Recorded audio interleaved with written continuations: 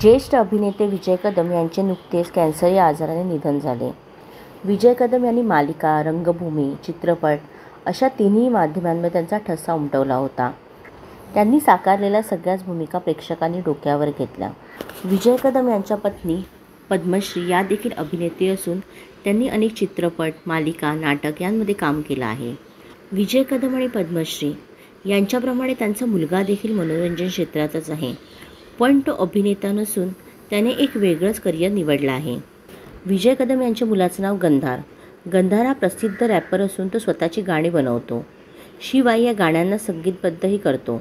आपल्या मुलाच्या या कौशल्याविषयी विजय कदम यांना प्रचंड अभिमान होता.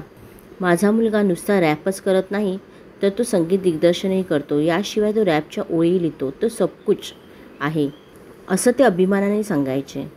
तो इंग्रजी, हिंदी, मराठी या तिन्ही भाषेमध्ये रॅप करतो.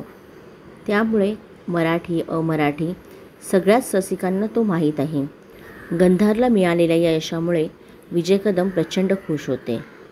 गंधारने आयुष्यात खूप प्रगती करावी अशी नेहमीच त्यांची इच्छा होती. विजय कदम यांच्या जाण्याने मराठी चित्रपटसृष्टीत एक पोकळी निर्माण झाली आहे आणि ही पोकळी कधीही न भरून येणारी आहे.